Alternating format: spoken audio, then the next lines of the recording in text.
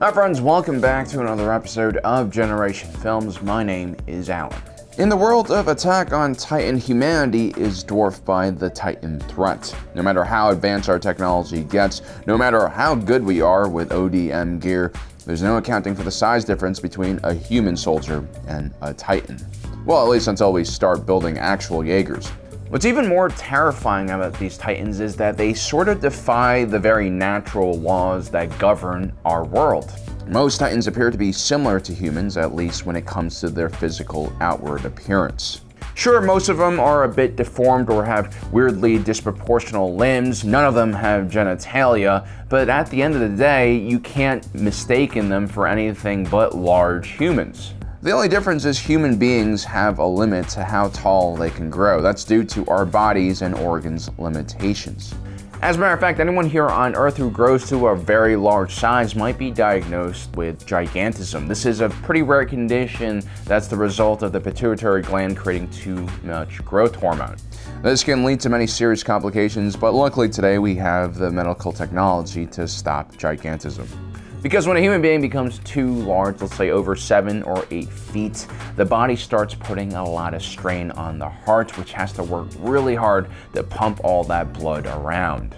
Even if we were able to strengthen and fortify the heart so that it can pump out a higher volume of blood, there's also the issue of the increased amount of pressure on bones and joints. I'm only 6 feet tall, and every time I go out snowboarding, I usually hurt my lower back.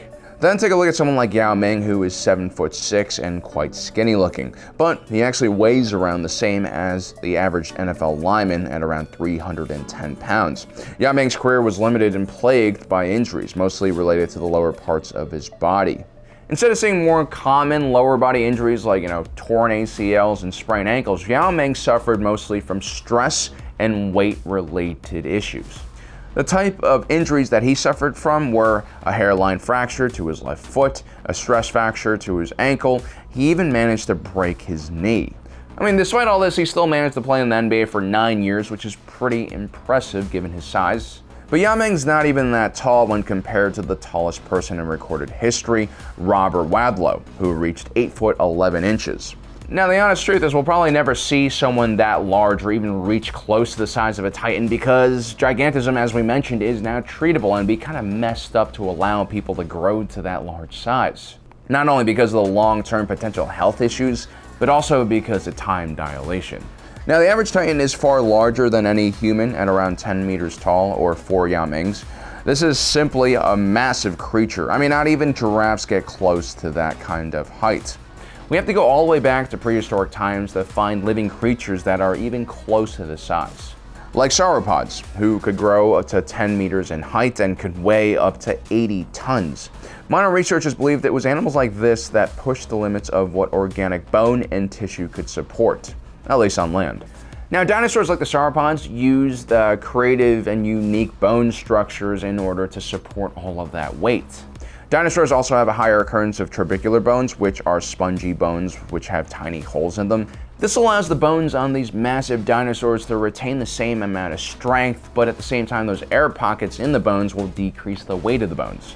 Now, while we have bone samples for dinosaurs, what we rarely see is fossilized muscle fiber. Using existing knowledge of what we know about vertebrates, most animals with a spine, regardless of how large they are, will be made up of around 50% muscle. And muscle fiber as an organic material doesn't really change that much from one animal to another. It usually has a very similar load-bearing characteristic and strength. If you took a small sample of muscle from a human being and compared it to an elephant or a small rodent, it would be very hard to tell the difference under a microscope. Researchers using what we know about muscle fiber from other animals are able to recreate simulations of what dinosaurs might look like when they move around. This isn't an exact science by any means. Of course, there's still a lot of debates about what dinosaurs actually looked like and how they moved. Now, researchers believe that giant sauropods moved around with slow, large, sweeping motions. This is actually quite similar to how the colossal Titan moves as well. This is the iconic 60-meter behemoth, which can only walk in giant lumbering steps. But it's really the smaller Titans that are a little bit more confusing. You see plenty of these smaller 10 to 15-foot Titans run with a similar motion that you would expect from a human being. Now, knowing what we know about muscle fiber and bones, it shouldn't be possible for a Titan to run at such speeds. Now, obviously, Titans are fictional characters and they're very strange and they're unlike any living being I've ever seen. And this might be why they can move so fast while being so large. Now, one clue might lie in the fact that Titans look like humans on the outside, but their internal anatomy is completely different and actually quite simple. They lack most of the internal organs that humans have, and despite the fact that they like to eat humans, they don't even have a digestive tract. Their body also produces a massive amount of heat, a result perhaps of the massive amount of energy necessary to move that gigantic body. The other really weird thing about Titans is they weigh a lot less than they should. When Ryder Brown gets attacked by a 10-foot tall Titan, he's able to somehow fireman carry it on his back and throw it out the window. It's also been mentioned by Survey Corps scientists that the Titans are nowhere near as heavy as they should be. This might be the secret on why Titans are able to be so large and tall and still move relatively similar to a human. It's very possible that Titan flesh is a lot less dense than other animals. Which is probably why we see certain Titans like Eren Yeager lose their hands when they punch something too hard. This also could be because of the simple anatomy that we were talking about before. If the Titans lack most of the organs that humans have, that should actually result in a significant decrease in weight. Now, the female Titan shifter is one of the fastest Titans we've seen so far in the anime. During the Survey Corps' mission to retake Wall Maria, it attacks for the first time and is able to destroy entire parts of the convoy before they can even detect her. The female Titan's running form is actually pretty good. She utilizes an almost perfect form. Her arms pump in motion with her legs, which helps her counterbalance the momentum of the legs, keeping her well centered and stable. If you take a closer look at her feet, you'll notice that she's utilizing the heel strike method, which is a very popular running method used by the majority of long-distance runners. Some running experts say that heel striking can lead to more injury because of the large amount of pressure that's being pushed down onto the heel. Others say that forefront striking is a lot better, especially for sprinters. Usain Bolt, for instance, uses this method for maximum acceleration and speed. Now, forefront running is supposed to reduce the initial impact on your knees when your foot hits the ground. The fact that the female Titan uses heel striking may be proof that the female Titan does not feel overweight or over-encumbered because of her size. Now, during one of these chase scenes, the female Titan is basically able to run at the same speed as the Survey Corps horses. These horses are supposed to be able to sprint at around 75 to 80 kilometers per hour, or roughly 46 to 50 miles per hour. We have to assume that the female Titan can also run at those ridiculously high speeds, which are about twice as fast as the fastest human being, who again is Usain Bolt. Now, researchers have concluded that human beings biologically are capable of running as fast as 40 miles per hour. The bones can definitely take the stress.